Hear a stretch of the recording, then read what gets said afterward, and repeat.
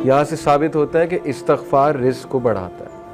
अगर किसी ने अपना रिज़्क़ बढ़ाना है तो वो इस्तग़फ़ार को पकड़ ले। इनफैक्ट रसूलुल्लाह सल्लल्लाहु अलैहि वसल्लम मेजॉरिटी सहाबा जब उनसे कोई ज़िक्र पूछते थे तो या वो दुरूद इब्राहिमी बताते थे या वो इस्तग़फ़ार बताते थे। ये साबित है सही हदीस से।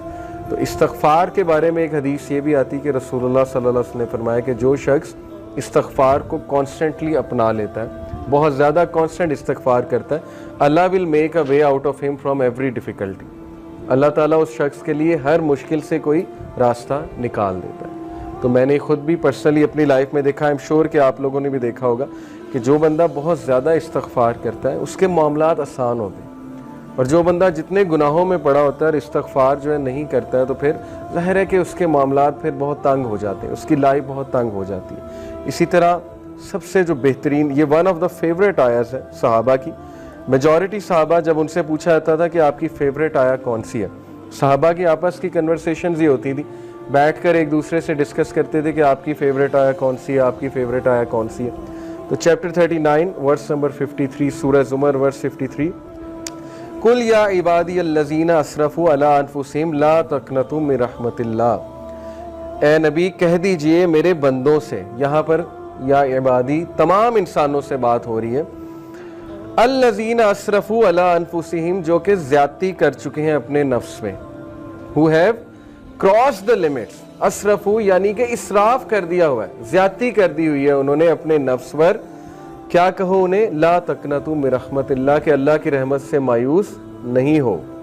इन्नल्लाह यग़फ़िरु ज़ुनूबा जमीआ, बेशक अल्लाह ताला तमाम गुनाह माफ़ कर देता है, तमाम गुनाह माफ़ कर देता है। एक हदीस कुदसी में आता है कि अल्लाह सुब्हानहू व तआला कहते हैं कि ए इब्ने आदम, अगर तू मेरे पास गुनाह लेकर आए और तेरे गुनाह जो है वो ज़मीन से आसमान तक जो है वो डिस्टेंस को फिल कर रहे हैं, लेकिन तू मुझसे सिंसियर रिपेंटेंस करता है तो मैं तुझे माफ़ करूँगा। अभी बहुत खूबसूरत हदीस आपके सामने आएंगी अल्लाह सुब्हानहू व तआला की मर्सी के हवाले से। एक हदीस आपके सामने रखता हूँ। अली इब्ने तालिब रज़ी अल्लाह अन्हु रिपोर्टेड, ये अल मुस्तदरक की हदीस है, सही है अकॉर्डिंग टू अल्लामा अलबानी, और अली रज़ियल्लाहु अन्हु से बहुत कम हदीस मरवी हैं। अली रज़ियल्लाहु अन्हु रिपोर्टेड, द मैसेंजर ऑफ अल्लाह सल्लल्लाहु अलैहि वसल्लम सेड, वेरिली अल्लाह इज एस्टोनिश्ड। अल्लाह की एस्टोनिशमेंट ये अल्लाह का एट्रीब्यूट है, और अल्लाह कैसे एस्टोनिश होता है ये एक ज़ाहिर है कि मुतशाबिहात में से अल्लाह नोज बेस्ट, लेकिन Allah is astonished at a servant. Allah एक इंसान पर एस्टोनिश होता है when he says there is no god but you, ला इलाहा इल्ला अंता, but I have wrong my self so forgive me, for none forgive sins but you. ये एक दुआ है पूरी, ये दुआ मैं आपको पढ़ के सुनाता हूँ। ला इलाहा इल्ला अंता इन्नी कद ज़लमतु नफ्सी फ़ग़फ़िरली ज़ुनूबी इन्नहु ला यग़फ़िरु ज़ुनूबा इल्ला अंता। ये पूरी अरबी में जो है वो दुआ है। दुआ का ट्रांसलेशन क्या है, there is no god but you, I have wrong my self so forgive me, for none forgive sins but you. Allah astonish करता है ऐसे बंदे पे, और अल्लाह कहता है my servant acknowledges that he has a lord who forgives and punishes. Allah angels को कहता है, अल्लाह ताला बोलता है कि क्या मेरा बंदा ये एक्नॉलेज कर रहा है कि उसका एक रब है और वो रब जो है गुनाहों को माफ़ करता है, यानी अल्लाह को इतनी खुशी होती है। इसी से रिलेटेड एक और हदीस है कि जब एक गुनाहगारी, सही बुखारी की हदीस है, जब एक गुनाहगार शख्स अल्लाह से गुनाहों की माफ़ी मांगता है तो अल्लाह को इस तरह की खुशी होती है जैसे एक इंसान जिसका कैमल डेजर्ट में लॉस्ट हो गया था और वो अपने कैमल को ढूंढ रहा था, और उस कैमल पे सारा सामान था, उस कैमल पे पानी भी था, उसका बाकी भी दीगर सामान था, और अचानक उसे दूर से वो कैमल चला नज़र आता है तो वो खुशी में आपे से बाहर होकर जो है वो ये कहता है कि अल्लाह मैं तेरा रब हूँ और तू मेरा बंदा है। ये हदीस के अल्फाज है, यानी खुशी में इस तरह के अल्फाज कह देता है। तो अल्लाह ताला को इस लेवल की जो है वो खुशी होती है जब गुनाहगार बंदा अल्लाह से बात करता है, जब गुनाहगार बंदा अल्लाह सुब्हानहू व तआला को पुकारता है। हमें ऑन दी अदर हैंड शैतान ने जो वस्फा डाला है कि तेरे तो इतने गुनाह है, तू तो इतना गुनाहगार है, तू तो इस काबिल ही नहीं कि अल्लाह तक तेरी बात पहुँचे या अल्लाह तुझे रिप्लाई करे या अल्लाह तेरी आवाज़ सुने। हदीस तो कम्प्लीटली इसके बरक्स कह रही है। हदीस तो कह रही है कि गुनाहगार बंदा जब तौबा करता है उस पर ज़्यादा खुशी होती है अल्लाह ताला में।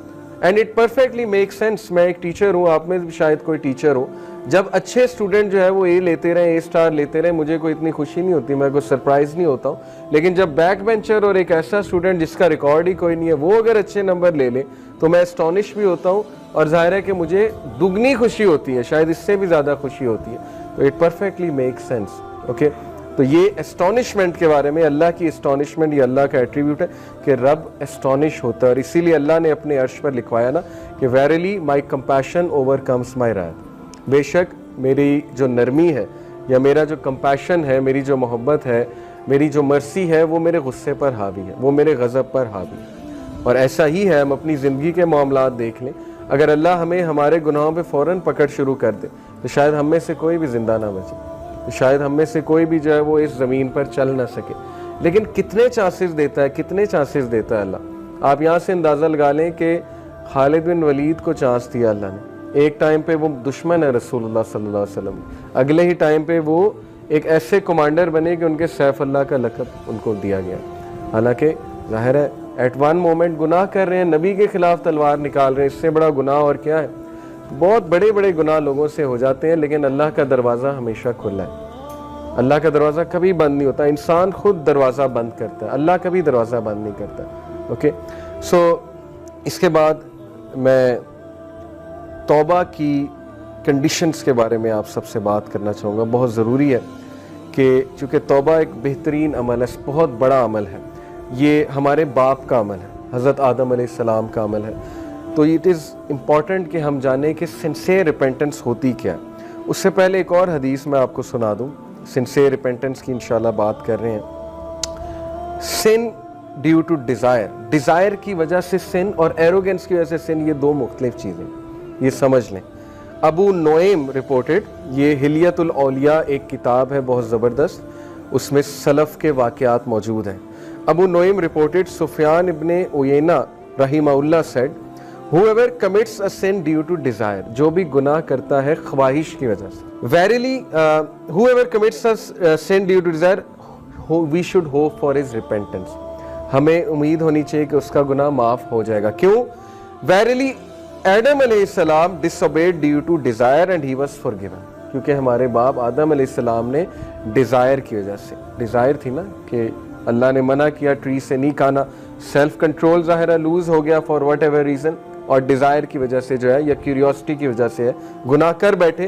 तो उन्होंने कहा कि इन्होंने सुफियान इब्ने उयैना ने कि अगर कोई शख्स डिज़ायर की वजह से गुनाह करता है तो उसकी माफ़ी है। But if a sin is committed due to pride and arrogance, then fear that the perpetrator may be curse, लेकिन अगर कोई शख्स मुतकब्बिर होकर, और जैसे फिरऔन था, अना रब्बुकुमुल आला, तकब्बुर, एक तो गुनाह कर रहा है, बच्चों को मार रहा है, आगे से ऐलान कर रहा है कि मैं रब हूं, मैं जिंदगी देता हूं, मैं मौत देता हूं, तो ये वाला जो सिन है इसके बारे में है कि that person will be cursed.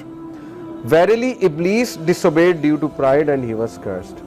उन्होंने कहा कितना खूबसूरत कंपैरिजन है कि आदम अलैहिस्सलाम ने भी गुनाह किया, लेकिन वो गुनाह डिजायर की वजह से था, फिसल गए, लेकिन इब्लीस का जो गुनाह था वो तकब्बुर की वजह से था, वो प्राइड की वजह से था, तो वो कर्स्ड हो गया, इसीलिए हम उसे रजीम कहते हैं।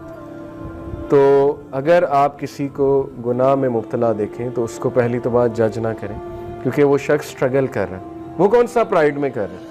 बहुत से ऐसे गुनाह है, मुसलमान तो प्राइड में नहीं कर सकता, मैंने तो आज तक ऐसा मुसलमान नहीं देखा जो गुनाह करके जो है